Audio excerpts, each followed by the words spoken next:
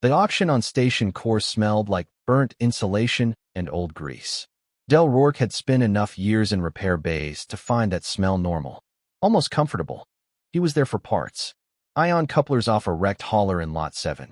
Maybe a relay or two if bidding stayed low. Nothing else. His bay had 3 half-finished jobs piled in it already, and 2 clients had stopped being polite about the wait.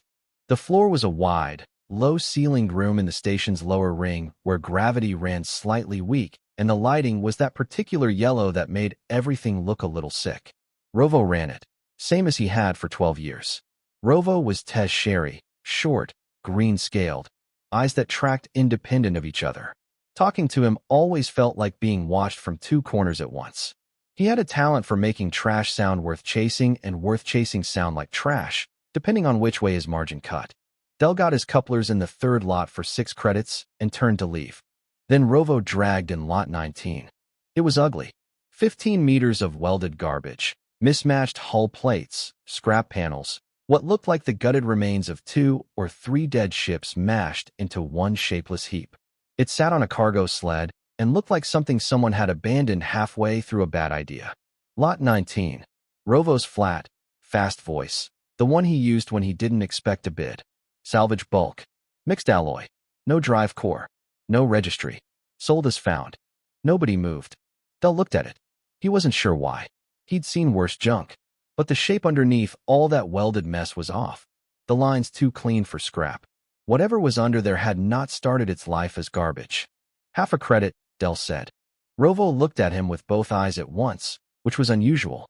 Sold. 2 loading drones moved it to his bay. They struggled more than they should have. Scrap was light. Crushed hulls were light. This thing was dense in a way that felt built in, not accidental. He parked it in the corner and went back to the jobs that were already late. 2 days of that. A coolant overhaul, a cracked thruster housing on a courier ship. Clients paid. By the 3rd morning, he had a few hours free and no more excuses. He started with a wire brush and a work light. The outer shell came away easy. Welded badly, welded fast. Beneath it sat a dark gray alloy he had no name for. He ran a finger along the exposed surface. No rust, no pitting, nothing, while the scrap bolted on top of it had rust in places. This alloy didn't corrode. He brushed a wider patch clean. Smooth underneath, the way only precision machining made things smooth. Not rough cast, not pressed. Finished to a tolerance that cost serious money. He put down the brush and picked up his scanner. Ran a material red over the patch. The scanner took longer than it should have, then returned something he had never seen before. Unknown composite, density index off the scale, no match in the database. He set the scanner down and walked a slow circle around the whole thing. The junk on the outside had been added. All of it after the fact. This was not a damaged ship badly patched. This was a ship deliberately buried inside a shell of garbage. Someone had taken a real vessel and hidden it under junk on purpose. He found the access panel on the 3rd pass. Flat plate, disguised, but the seam was there if you knew how to look for seams. He worked at it with a pry bar. Nothing. Tried harder. Still nothing. Then he did something that felt slightly stupid. He put his hand flat against the panel, same as he did with engines he was trying to read. Just resting it there, feeling. The panel opened. No sound. No pressure change. No light from inside. It swung inward smooth and silent, like it had been waiting to decide and had just decided. Del stood at the opening and looked into the dark. He picked up his work light. Behind him, station core kept going, loud and busy and not paying attention. Nobody out there had any idea what was sitting in Bay 14, including the man standing at the entrance. The inside of the ship was dark, cold, and completely undamaged. That was wrong. A ship buried under welded junk, dragged through a salvage yard, left untouched for who knows how long. It should have had stripped wire, cracked panels, years of debris on the deck. There was none of that. Just still air and walls that looked like nobody had been near them since the day they were made. Del moved his work light slowly. He was standing in what he figured was the main cabin, oval-shaped, low ceiling, walls curving inward at the top. No seats he could identify. The floor was slightly textured, darker than the walls. The walls themselves had faint lines running through them, thin and even, which he first took for stress fractures. Too regular for that. Part of the design. No dust. That bothered him more than the rest of it. Everything got dust. Sealed rooms, filtered air. It didn't matter. Nothing stayed clean forever. But the floor was spotless, and when he took a slow breath, the air had no taste at all. Not the flat, stale smell of a shut space. Not recycled station air. Just nothing. Like the ship was providing atmosphere because something warm-blooded had walked in, not because it needed to. He found the cockpit through a low passage forward. One seat, roughly, a recessed section of floor with a curved surface in front of it, console height. Dark. No lights anywhere, no standby glow, no indicators. His diagnostic tool read power at 0 throughout the whole ship. He spent the first day just walking through it. 2 rooms past the cockpit. One had shaped recesses in the walls, empty, sized to hold something specific that was long gone. The other had a single raised platform in the center, waist-high, flat, no markings, no obvious use. He didn't touch anything he didn't have to. He had bills to pay. He went back to his other work. That night, after the bay was locked and quiet, he came back with a portable power cell and a set of probe leads. He had done this 100 times with dead machines. Find the input, feed a small charge, watch what happens. It took 2 hours to find the input point on this one. Low on the wall near the floor, barely visible. He connected up and fed the current in slow and careful, the way you did with anything old and unknown. Nothing lit. Nothing moved. But the probe leads got warm. Just warm, like something small was drawing current and doing something quiet with it. He left the leads in, lay down on his cot in the corner, and slept. When he woke up, one wall of the main cabin had a faint glow. Barely there. Like the edge of sky just before the sun actually arrives. He stood in front of it. The lines in the wall material were lit. Faintly. Just enough. Okay, he said. Something. He kept talking after that, same as he always did when working alone. Years of habit. Narrating out loud helped him think and stopped the bays from feeling quite as empty. He told the ship he was going to look at its engine housing. Told it the hull alloy had broken his scanner. Told it he'd paid half a credit and wasn't sorry, but he'd like to know what it actually was. The glow didn't change. The engine housing was in the rear, behind a panel he found by leaning against the wrong section of wall and feeling it shift. What was inside was nothing he had worked on before. Dense and compact and completely sealed. No service ports, no access panels. Built like maintenance was never part of the plan. On the 3rd day, a screen came on. He walked into the cockpit and there it was, soft blue light in the dead console surface, text in a script he didn't recognize. Not any language from 20 years of outer station work. Something older. He sat down in the floor position and read it. A second line appeared. Different script. Then a third, a fourth. The ship was trying languages, running through them one by one. On the 9th, 3 words appeared he could actually read. You. Question. Safe. Del leaned forward and looked at them again. Yeah, he said. I'm safe. Are you? The screen went still. Then it started writing again. The ship learned fast. Faster than Del would have expected from something that had been cold and dark for who knows how long. The first 2 days were slow.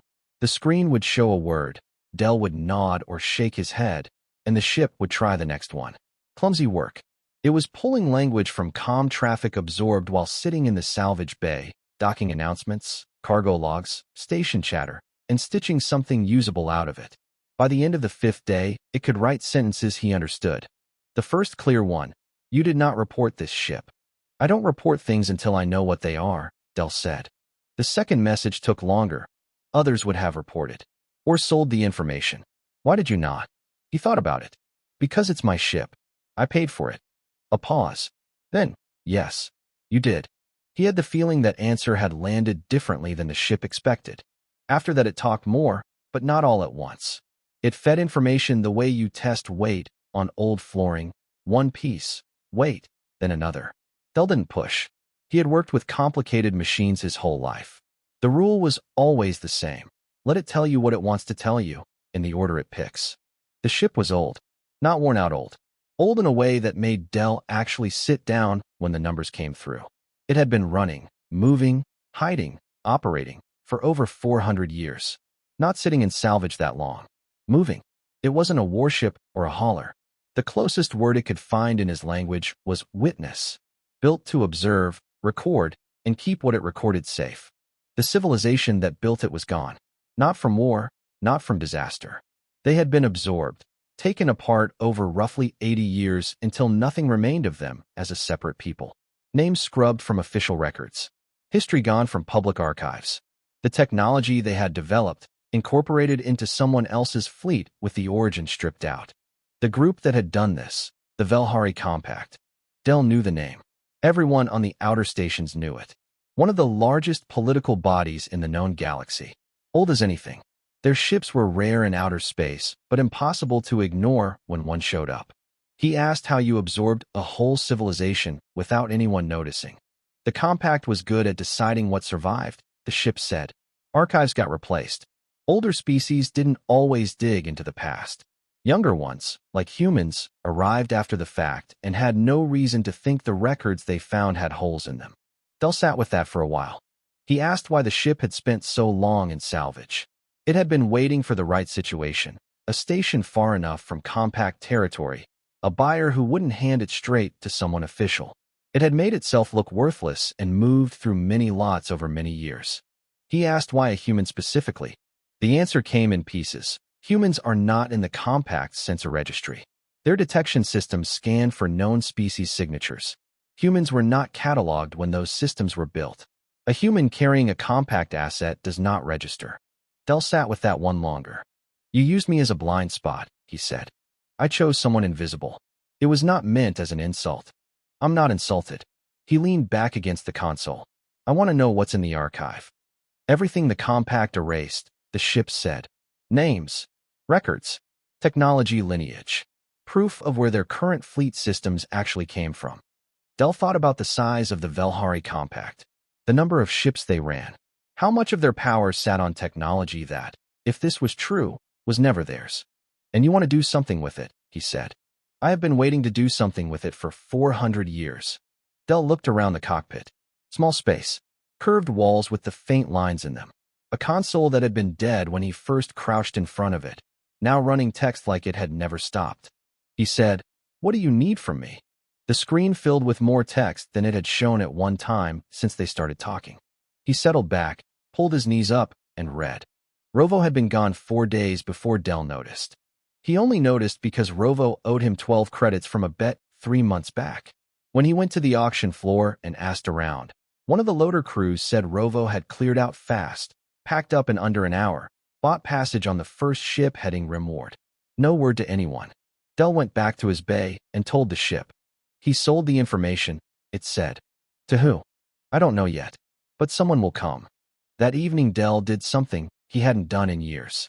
He opened his old military contacts list, names from his time as a fleet engineer, before the discharge and the slow drift towards salvage work on outer stations. Most were old. Some had moved up. One of them, Sela Marin, had done well. She was a commander now, Colonial Defense Authority, a human body with real legal standing in outer system disputes. He thought about calling her, then decided against it for now. 3 days later she showed up anyway. She didn't look like someone who had spent the last decade behind a desk. One aide, no visible weapons, walked into his bay like she'd been in 100 repair bays before this one, and none of them had impressed her. Mid-50s, gray at the temples. She looked at the ship before she said anything. Rovo filed a report, she said. Energy anomaly on a salvage purchase.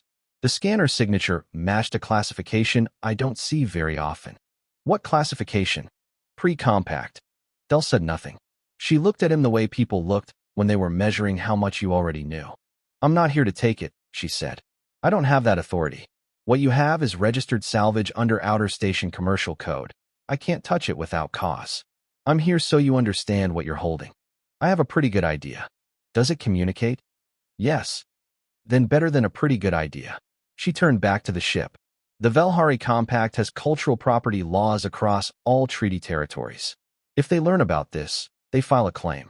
The Colonial Defense Authority has a formal process for disputed salvage, review board, around 8 months, 2 compact liaison seats at the table. Official process meant the Compact had chairs in the room. So you're here to tell me to report it, Del said. I'm here to tell you what happens if you do, she said carefully. What you decide is your business. And if I don't, nothing changes today. But this doesn't stay quiet. When the compact shows up directly instead of through legal channels, they won't be polite about it. Del leaned back against the workbench and looked at the ship. He'd spent 11 days talking to it, learning what it carried. It wasn't a piece of property. It was the last record of something erased on purpose. Handing it to a board where the compact held seats wasn't using a process. It was just a longer path to the same end. The ship chose when to come out of hiding, he said.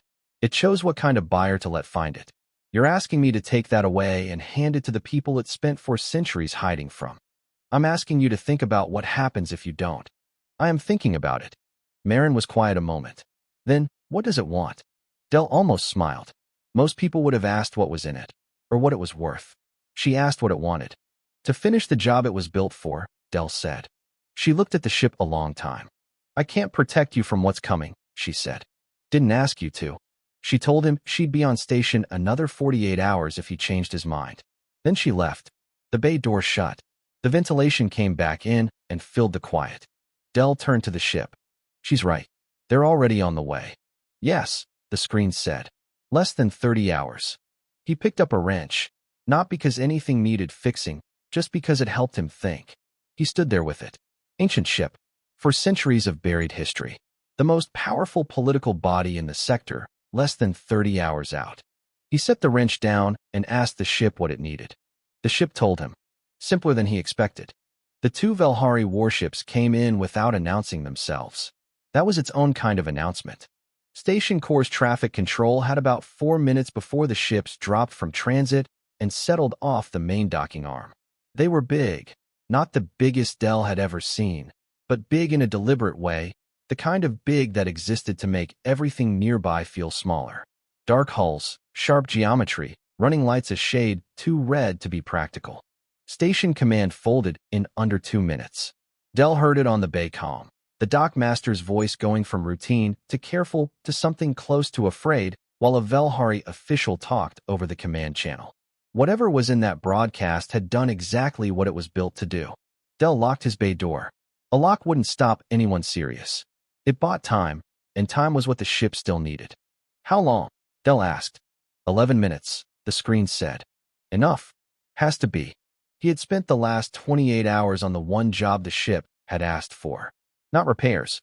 A connection, an antenna line from the ship's own transmission system through to the station's public comm relay, bypassing encrypted channels, reaching open broadcast bands that any receiver in the sector could pick up. The ship's systems were old. Station Core's comm infrastructure was not. They couldn't talk to each other without a physical bridge. Del had run the cable himself. 11 hours through maintenance conduit, around 3 junctions, quiet as anything. A mechanic running cable. Nobody asked questions. Nobody ever did. He had tested the line twice. Then he sat in the cockpit and waited. The station comm crackled. New voice, not the dockmaster. Cold and measured, with the faint layered quality Velhari speech had in translation.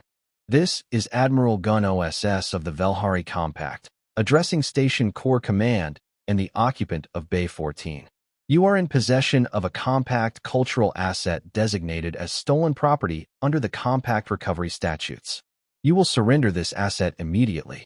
Failure to comply constitutes interference with compact law enforcement and will carry consequences for this station's treaty standing and operational license. Short, clear, and a reminder that the compact had pressure to apply that had nothing to do with weapons. Station Command came back in less than a minute.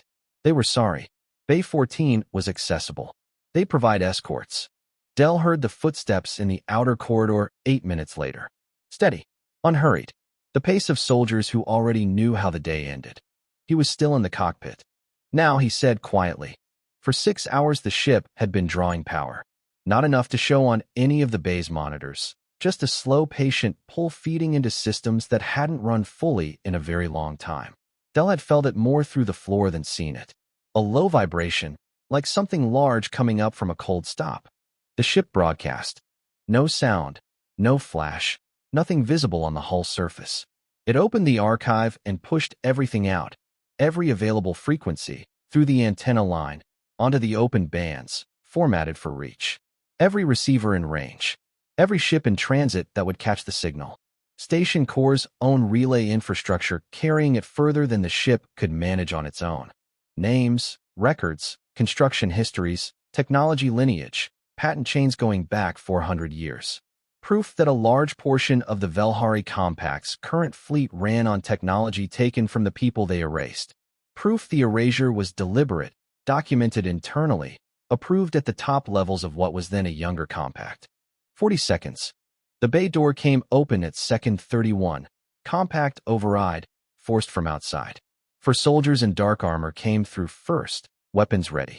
Behind them, an older figure in formal dress. Gray skin, tall, the slightly elongated features of high-ranking Velhari. Admiral Gun OSS looked at the ship, then at Del sitting in the open cockpit hatch. Step away from the vessel, OSS said. I'm fine here, Del said. We finished about 10 seconds ago anyway. A soldier checked his comm unit and looked at OSS. Something moved between them. What did you do? OSS said. Del nodded at the ship. Wasn't me. The soldier said something in Velhari. Del didn't know the words, but the tone was clear enough. The tone of someone informing a superior that things had just changed in a way nobody in the room was going to enjoy. OSS stared at the ship. Not angry. The expression of someone who has walked into a problem they didn't bring the right tools for. Stop the broadcast, he said. It's done, Del said. Has been. The soldier confirmed it. OSS stood in the middle of the repair bay and said nothing for a long time. Out on the open channels, the sector was starting to notice. The quiet lasted about 30 seconds. Then OSS moved. Not toward Delaware. He walked to the ship and stopped 2 meters from the hull, looking at it the way you look at something you've spent a long time searching for and have no idea what to do with now that you're standing in front of it. The soldiers stayed near the door. None of them looked sure what the order was. You understand what you've done? OSS said. Not to Delaware. To the ship. The ship answered through the cabin speaker in a language Del didn't know. Low and structured, older sounding than anything he'd come across before. Then the same voice, no pause, switched to plain translated speech. I completed my function. That is all. OSS turned to Delaware. Give me the vessel. No. This is not a negotiation. I know. I'm telling you no anyway. Del leaned against the cockpit frame. I bought this ship through a registered auction on Station Core. I have the lot number, the sale record, the timestamp. Half a credit. It's mine. Compact cultural recovery statutes override local commercial codes. Compact statutes apply in compact territory. Station Core is outer system free space. You have treaty presence here, not jurisdiction. Del had spent most of the previous night reading through Colonial Defense Authority jurisdictional documentation, which nobody would describe as a good time, but he'd got through it. File a claim through the outer station dispute process. 8 months, roughly. I'd hire a lawyer. OSS studied him. You are one person. A mechanic. That's right. I bought the ship, I ran cable for 11 hours, and I sat in this cockpit while your soldiers came through the door. Not that complicated. One of the soldiers near the door had his comm out. His posture had gone from tense to careful, the stillness of someone reading something they don't like. He said something quiet to OSS. OSS's expression shifted in a way that was hard to pin down, but it wasn't the look of a man whose plan was going well. The broadcast had spread. News relays in range had picked it up. 3 outer system government bodies had already sent information requests to the Colonial Defense Authority. 2 technical institutes had flagged the archive for review. 1 trade council with deep compact ties had gone suddenly silent, which typically meant they were talking very fast in a room with the door shut. The far bay door opened. Commander Marin came in alone. She walked with the careful steadiness of someone who had decided exactly how much to show and not a bit more. She looked at Del, then OSS, then the soldiers. She said to OSS, "The Colonial Defense Authority has filed a formal presence notice for this bay. Any physical action against the registered owner of a licensed salvage vessel in outer system free space falls under review by the Outer Station Protection Act." This does not involve the Colonial Defense Authority, OSS said. It does now. She held his gaze just long enough, then looked at Delaware, both of you still standing. Nobody fired anything, Del said. So far. OSS said nothing. His soldiers were waiting. The calm noise from outside the bay wall had grown loud enough to hear clearly. A lot of people responding to something that had just broken a very long silence about a very old story. Taking the ship by force meant destroying the only physical evidence behind the broadcast. The broadcast was already wide enough that destroying the evidence would itself become part of the story. There was no version of that which worked out for the compact. OSS looked at Delaware. You have no idea what you have started. The ship started it, Del said. 400 years ago, when it decided not to give up. OSS left. His soldiers followed, one by one, the last one pausing in the doorway to look back at the ship before he pulled it shut. Marin listened to their steps fade, then exhaled slowly. The next 8 months are going to be a lot of work, she said. I figured. She looked at the ship. Does it have a name? The cabin speaker said a short word in the old language. Haven't learned that one yet, Del said. It means the one that remained. The ship said, in plain speech. My builders used it for any vessel that survived after the others were gone. Marin nodded like that answered something for her. She said goodbye and left. Del stood alone in his bay. The ship was quiet. Outside, the sector was still reacting to 40 seconds that had broken something open that had been shut for 400 years. He sat on the floor in front of the cockpit hatch, same spot he used when working through something hard. What happens now, he asked. I don't know, the ship said. This is further than I planned for. Same. He sat a while. Then he stood, looked at the sealed engine housing, and said, Show me how it works. You trust me enough for that? The ship asked. You stayed put while a compact admiral walked through the door, Del said. I think we're past the early stage. The engine housing panel swung open, smooth and silent, same as every other door this ship had ever opened for him. Del picked up his work light and got started.